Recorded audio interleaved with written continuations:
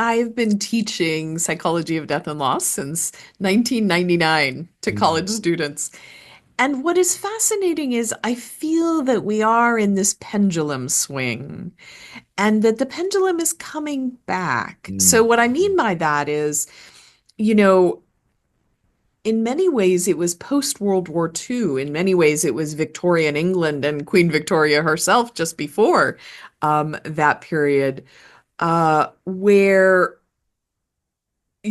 grief was expressed in a very specific kind of narrow way of behaving with black clothing and mm, sort of stern sort of behavioral constraints and so forth. And after World War II, when there were simply an unimaginable number of deaths, that in many ways, and I think we're seeing this a little bit post-pandemic, the desire to just move forward and kind of wrap all that in cotton wool and put it to one side because it is so much to deal with. I think the sort of keep calm and carry on became a way that people in Western culture started dealing with grief. mm, And this happened sort of simultaneously with an increased medicalization and professionalization of death and dying, so that, it was the funeral director, it was the coroner, it was the emergency department doctor who was dealing with the death as it happened. And it wasn't, being at home with the body, with our family and neighbors anymore. So there was sort of putting death and dying behind closed doors and also kind of wrapping our grief in cotton wool and putting it away. mm. But I will tell you that since I began teaching that course, there is more willingness to talk about death and loss now. There are more books written, there are more podcasts about it, there are more news stories about the actual grief process Mm. than any time in my career. And so I am hopeful that we're kind of turning back toward something we need in dealing with grieving. Why do you think that is? What do you think's changing in the zeitgeist? Yeah, I think a couple of things are happening. In the United States, we have a generation we call the baby boomers, Mm. the ones who were born after World War II. And the baby boomers have pretty much changed every single, coming of age. They changed our ways of thinking about breastfeeding, suddenly became acceptable as they went through the process. And certainly menopause now was sort of discussed in a way it hadn't been before. And I think the same thing is happening now with death and dying and grieving, that there are a large generational change that says, hey, we can actually talk about this. We could do science about this and then educate people. So I think that's one demographic shift that is happening. I think another is that for the most part, through periods of history and across cultures, human beings need community ways to express grief, to memorialize loved ones, to transform them to ancestors, to remember and celebrate lives and comfort one another. And so I think there's also just a natural way that if a culture tries out for a while not having those True. options, it's probably not going to last Mm. because we know, in a cross-cultural way, human beings need to express grief and they need to feel community.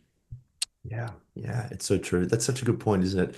Yeah, we tried it. Didn't really We work. tried We that. need to bring it Didn't back. work out so good. That's right. Um, one of my favorite poems is Home Burial by Robert Frost. Ah, Really, really beautiful. And obviously a master of prose. And he writes about a husband and wife who are navigating the loss of their young son, I think it is from memory, and just yeah, looking at the different ways in which they're both grieving. And you can yeah, see that the wife really wants the husband to be with the feeling, be in yeah. that space. My wife leans toward Gestalt psychotherapy Hmm. when she does a Yep. lot of her work. So oftentimes, it's and what's the feeling here, like, and Yeah. what's sort of shining forth, right? Yeah. And alternatively, the husband is trying to really understand why that's necessary because Yeah. someone still has to unfortunately dig the grave, and she becomes Yes. so upset with him that he brings the shovel into the house that he used. Yeah. It's such a beautiful dichotomy to watch Beautiful. these two very fair and honest ways of grieving. Yes. What do you typically see sort of between the sexes here, Mary Frances, in Mm. terms of how grieving occurs? And then also, if I could follow up with that question, Mm. what could each learn from each other? Mm. Yeah. I tend not to have, I mean, sometimes I think of myself as the Google search engine for grief research. Yes, yes, So I'm yeah. always like, filing through the studies that I know. And I will say that, gendered responses in grieving is kind of all over the map in the Mm, research. And I mm, think there's a couple of good reasons for that. One is I think we get what we call cohort effects, just the way I was describing. People raised in the baby boomer generation had very gendered roles. And mm, so, of course, they were gendered in how they were going to respond to the event of the death of a child or the death of someone.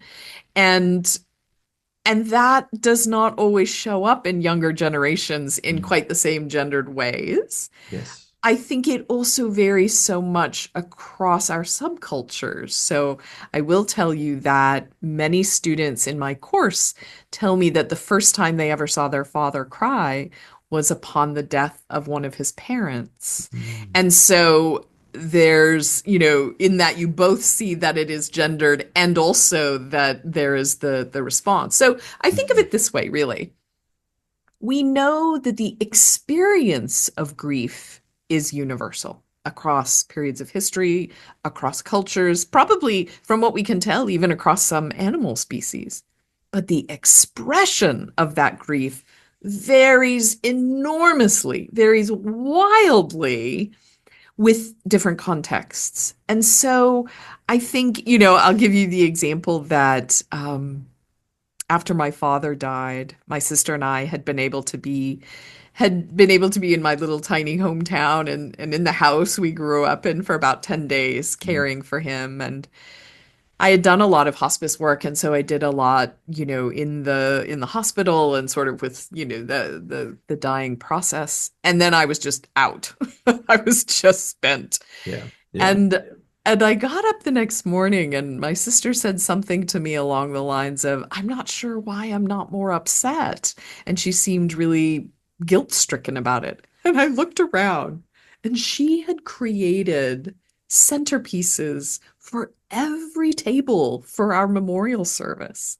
And I said to my sister, you are grieving. This is exactly how you are expressing grief, Mm, right? mm, Crying is only one way. You are doing the thing that makes sense to you, that makes sense to your relationship with our dad, and makes sense to your relationship with our community, where I would show up in my slippers, and be like, well, I hope there's food.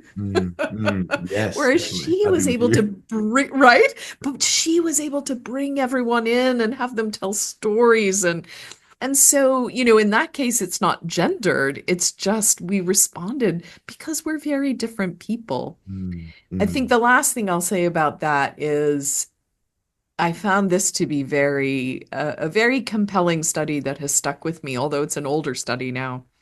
It was a study done, a cross-cultural study, but done in a really good way. So it was psychologists from the People's Republic of China, and psychologists from the United States who were co-leading this mm, study. And they were looking at patterns of expression of grief in those two cultures. And what was fascinating was they did not find that a particular amount of grief expression was related to better outcomes. But what they did find was that if the amount of grief that the individual expressed was at odds with what their community, what their culture expected them to express, meaning they expressed too much or too little, that they actually had worse grief outcomes. Right. So, not about the expression itself, but how does that expression land? And so often I think it is about, to the degree that we can explain, this is why I feel this motivation to do this in this way. Unfortunately, it's a moment where many of us can't explain that.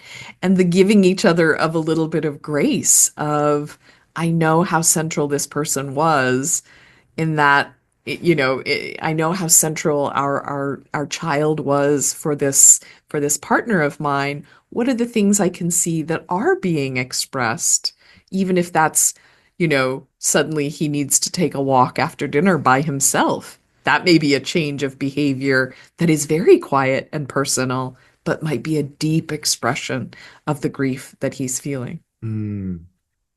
Wow, what a fascinating study that is. That makes me Isn't it? sad actually to hear that, that oh like my grief is sort of somehow influenced by what I think is correct, Yes, you know? exactly. Because in the moment that we are grieving, in the moment that our one and only is missing, Mm, we need the community to hold us like a cast holds a broken bone mm, while we figure out how to make it in the world without this person.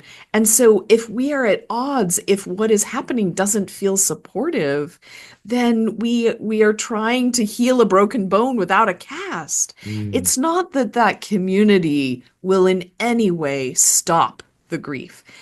It's not that any loved one is going to replace or take away the feelings of grief. Nonetheless, we need that support while our grieving body is absorbing the blow of this loss. mm. And so I think that's part of why it's so difficult when we have a mismatch between our grief and what we perceive others are expecting of us.